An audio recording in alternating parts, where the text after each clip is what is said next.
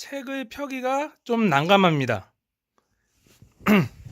다만 스테플러 묶음에 비하면은 책을 완전히 피더라도 이 중간에 손상이 간다는 거죠. 그게 본드 밴딩 묶음의 단점이기도 하죠. 이 종이가 아예 심지어 떨어져 나와요. 그리고 이제 고급차 매장 같은 데 가면 볼 수 있는 하드커버 카탈로그가 있는데요. 하드커버 카탈로그 같은 경우에는 이제 대표적으로 2003년도부터 한 2010년도까지 사용했던 벤츠의 이제 본드 묶음 카탈로그가 상당히 유명해요. 근데 이걸 가지고 있는 사람은 얼마 안 됩니다. 다만 이걸 가지고 있으면서도 이 브로셔를 소장하고 있는 사람은 몇 안 됩니다. 솔직히 말씀드리면. 근데 여러 콜렉터들을 갖고 있어도 이런 카탈로그를 갖고 있는 콜렉터들은 몇 안 된다는 겁니다. 그리고 하드커버 같은 경우에는 이 책 자체가 겉에를 이제 하드로 마감을 했어요. 겉에를 이제 하드로 마감을 하고 안에 본드를 발라서 이렇게 밴딩을 해서 만든 게 하드커버 밴딩이라고 그래요. 이런 카탈로그는 고급차에서나 많이 볼 수 있는 브로셔로 특히 이제 제네시스 프라다, 국내는 이제 에쿠스 또 하드커버로 나와 있습니다. 그게 바로 카탈로그의 그 마감 종류고요.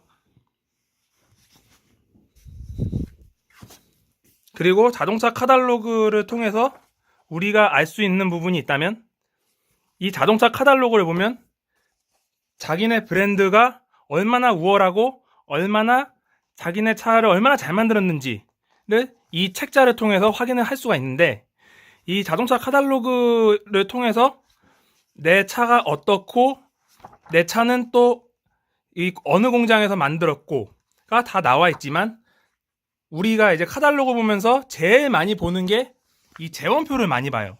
자동차 재원표를 많이 보는 이유가 이 자동차 재원표는 이 자동차에 대한 스펙이 여기에 다 나와 있다는 거죠. 뭐 형식, 배기량, 최고 출력, 그리고 타이어 규격, 서스펜션, 브레이크 전부 다 이 책자 하나에 다 기록이 되어 있습니다. 다만 이것을 이해하기가 쉽지 않다는 건데 전장은 말 그대로 차 길이에요. 그러니까 4650mm라는 얘기죠. 그러니까 4.6m라고 보시면 알맞을 것 같습니다. 이 차는 이제 GTI 기준으로 보는 거예요. 그리고 전폭은 1895mm. 전폭은 앞에 이제 타이어와 타이어 간격을 보는 게 전폭이라고 하고요. 그리고 전고는 1370. 그러니까 차의 그 높이와 낮이가 나오는 거죠. 그리고 공차 중량은 사람이 아무도 안 탔을 때 그 자동차 무게를 보는 거예요. 그리고 축거는 바퀴와 바퀴 사이를 축거라 했는데 이걸 영어로 말하면 이거 휠베이스라고 해요. 왜냐하면 휠베이스 보면 이게 밀리미터라고 되어 있는데 2780이죠 얘가 GTR이.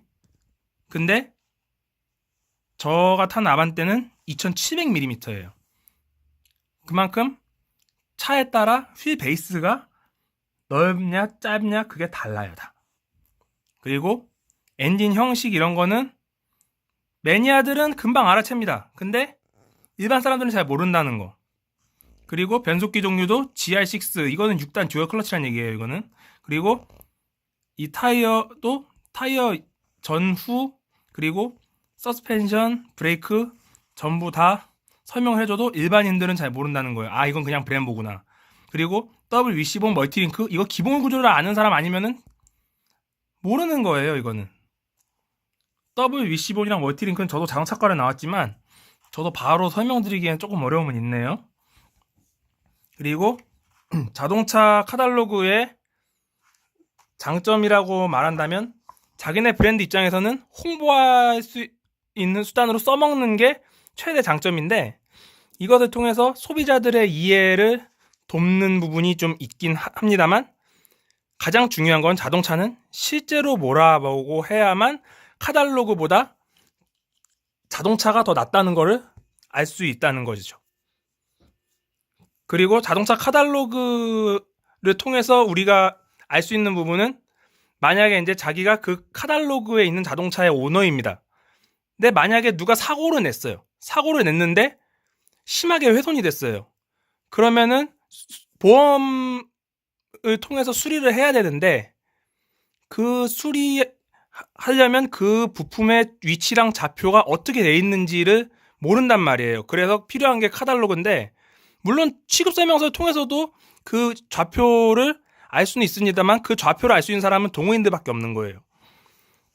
그리고 이 카탈로그의 장점 중에 또 하나가 튜닝 자기 차량이 이제 메이커 측에서 튜닝되어 나온 차량인데 이제 경찰이 불법인 줄 알고 가서 이거 불법이니까 이거 벌금 내라고 말할 때 그때 가장 유리한 증거가 바로 자동차 카탈로그입니다. 실제로 TV론 스페셜이라고 예전에 이제 97년도에 현대그룹 창사 50주년 기념해서 나온 그 알루미늄 바디를 쓴 모델이 있어요. 그 자동차를 탄 오너가 경찰에 걸렸는데 이게 불법인 줄 알고서 이제 경찰이 좀 개기다가 그 오너가 카탈로그를 꺼내 보이더니 그제서야 믿었다는 거예요. 그만큼 자동차 카탈로그가 꼭 버려야 될 만한 자료는 아닙니다. 나중에 시간이 지나고 10년, 20년 지나면 이것은 돈이 되고 이것은 또 다른 가치가 되고 또 다른 역사가 된다는 거예요. 그리고 이 자동차 카탈로그에서 엿볼 수 있는 부분이 있다면 예를 들어서 제가 SM3 카탈로그를 통해서 얘기를 해볼게요. SM3가 2002년도에 나왔죠. 지금으로 치면은 한 18년 정도는 됐죠. 그죠? 한 17년 정도 됐어요. 17년 정도 됐는데 그 당시 2002년도 당시에 그 자동차의 사양이라든지 당시의 소비자의 기호가 어떠했는지에 대해서도 여기에 다 나와 있어요. 옛날에 이제 핸즈프리가 있었는데 그 핸즈프리가 옛날에 이제 폴더폰 위주로 되어 있기 때문에 이게 핸즈프리가 있었는데 근데 지금은 다 블루투스를 사용하죠.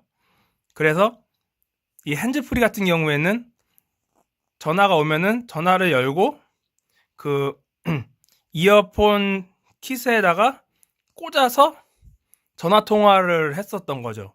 근데 이게 좀 불편해가지고 대부분 사람들은 그냥 귀에다 대고 전화 통화를 했어요. 그리고 지금은 보기 힘들죠. 카세트 테이프 사양 같은 경우에도 옛날에는 진짜로 이게 모든 자동차에는 다 들어갔던 오디오예요. 이게 이 카세트 테이프 자체가 1985년도에 이제 프레스토 나왔을 때는 이게 EGR 카세트라 해가지고 그 뭐라 그래야 되나 이게 자동으로 이제 대감기 리버스 맞아요. 리버스였어. 그 리버스가 가능한 데크가 있었습니다. 그 데크가 있었는데 이 테이프 데크가 옛날 자동차에는 상당히 흔했지만 지금 나오는 차들은 테이프 데크가 아예 없다는 걸 알아두셨으면 좋겠는데 이제 2000년대 당시에 태어난 아이들은 카세트 테이프를 어느 정도는 알아요. 근데 2010년도에 태어났던 사람들은 2010년도쯤에 태어난 이제 초등학생들은 테이프 데크에 대해 잘 몰라요. 늘어지는 그 테이프 데크에 대해서 아기 때나 접했지 지금은 접하지 않아요.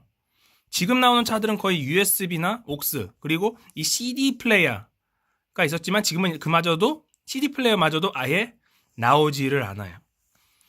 그 당시에 이제 CD 플레이어가 고급 차량들만의 전유물이 아니라 이제는 준중형차, 경차까지 확대됐던 오디오 장비였습니다.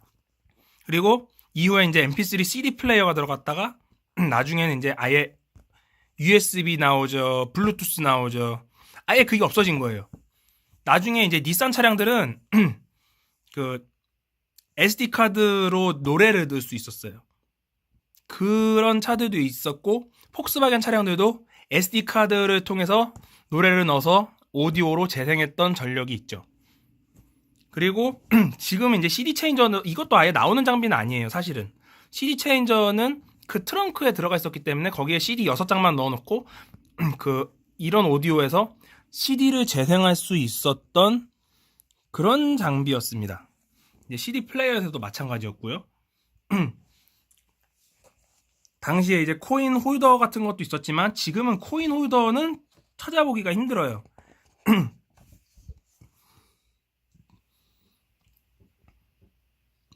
또 하나 지금은 보기 힘든 게 있다면 지금 나오는 차들은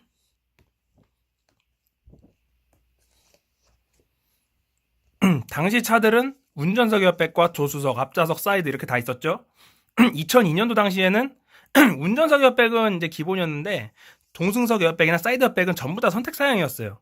근데 지금 나오는 차들은 이게 전부 다 기본이에요. 왜냐하면 소비자들 입장에서는 아니 우리는 이제 미국에는 운전석이랑 조수석, 동승석, 커튼 다 나오는데 왜 우리는 이게 에어백이 왜 2개밖에 안 넣어주느냐 하고 고객들이 뭐라 그래가지고 지금은 에어백이 4개가 아니라 6개에서 심지어 많으면은 9개, 10개까지 들어가게 됐죠. 당시 차량들은 많아봐야 4개가 전부였다는 점. 그래봤자 또 조수석은 선택이지 사이드도 선택이었다는 거예요. 그리고 당시에는 이제 1.5 DOHC가 MPI로 많이 나오는데 지금은 MPI보다 이제 GDI 나오다가 이제 아반떼랑 K3 신형 나오면서 DPFI라고 듀얼 포트 분사 방식으로 나오기도 하고. 그리고 옛날에는 이제 4단 자동 변속기가 상당히 흔했어요. 준중형 차량들에는 4단 자동이랑 5단 수동이 흔했는데 지금 나오는 준중형 차들은 6단이나 7단 듀얼 클러치 그리고 수동 변속기는 6단으로 달고 나오는 추세인데 당시에 5단 수동 변속기만 해도 가장 흔한 장비였습니다. 지금은 경차 아니면은 보기 힘든 장비라고 할 수 있죠. 그 정도로 이 자동차가 나왔을 당시에 트렌드가 어떠했는지에 대해서도 이 자동차 카탈로그는 다 말해주고 있어요. 괜히 버리는 장비가 아니라는 것을 말해주는 거예요. 좀 서론이 좀 너무 길었나 모르겠는데 이 자동차 카탈로그 자체만으로도 당시의 시대상도 여기에 전부 다 담겨 있다는 점은 상당히 흥미롭죠. 지금 나오는 자동차의 이제 제네시스 G70을 기준으로 보면 G70도 마찬가지로 지금 나오는 차들의 추세는 내비게이션이 기본으로 달려 나오는 추세가 많이 늘어났습니다. 그리고 공기청정 모드, 그리고 메탈 도어스코프, 뭐 이제 고급 사양들은 웬만한 장비들은 다 들어가 있는데 차값만 그렇게 올랐다는 거죠. 그만큼 자동차는 해가 가면 갈수록 차값은 올라가고 사람들 입장에서는 차 사기가 벅찬 시대가 된 겁니다. 자, 자동차 카탈로그에 대해서 이제 시작과 정의에 대해서 이제 어느 정도 말해봤는데요. 제가 처음 유튜브를 시작하면서 좀 뭐 더듬는 것도 있고 뭐 설명하면서 좀 버벅거리는 게 있더라도 뭐든지 처음부터 잘하는 사람은 없어요. 그래서 이 처음부터 잘하는 게 없더라도 언젠가는 다 잘하게 돼 있어요. 뭐 안호준 TV나 또 뭐 백마탄 환자 그분들도 처음부터 그렇게 잘하신 것도 아니었지만 나중에 이제 구독자들도 늘어나면서 좋은 유튜브 스타로 성장해 나가신 케이스거든요. 그래서 저도 저 같은 경우에는 앞으로 자동차 카탈로그에 대한 이야기를 더 많이 해볼까 합니다. 자동차 카탈로그에 대한 이야기를 하다 보면 이걸 보는 사람들 입장에서는 옛날에 내가 탔던 자동차다. 지금 내가 타고 있는 자동차다. 뭐 아버지께서 타셨던 차다. 어머니께서 타셨던 차다. 만화에서 보던 차다. 영화에서 보던 차다. 하고 반가워하시는 분들이 앞으로는 많이 생길 겁니다. 왜냐하면 이 자동차 카탈로그를 많이 가지고 있으면서 이 재산 자체를 썩히는 것이 상당히 아깝거든요. 그래서 이 자동차에 대해서 앞으로는 하나 둘 소개해 나갈 계획이에요. 그래서 앞으로 이제 소개해 드릴 차들은 연도별 뿐만이 아니라 영화에서 나왔던 자동차들 또 전부 제가 수집을 할 거고요. 자동차 카탈로그 수집을 위해서는 이 유튜브 영상을 보시는 아니면 페이스북 영상을 보시는 영업사원분들의 지원도 많이 필요한 실정입니다. 물론 벤츠는 이 카탈로그가 나오기 때문에 종이 카탈로그는 아예 나오지 않는다는 점.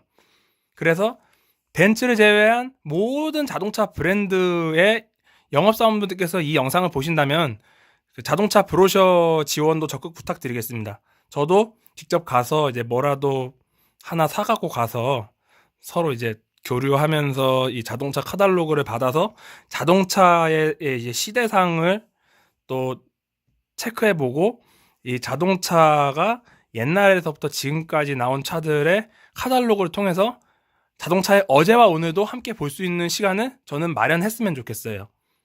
지금까지 블로거 키훈이었고요.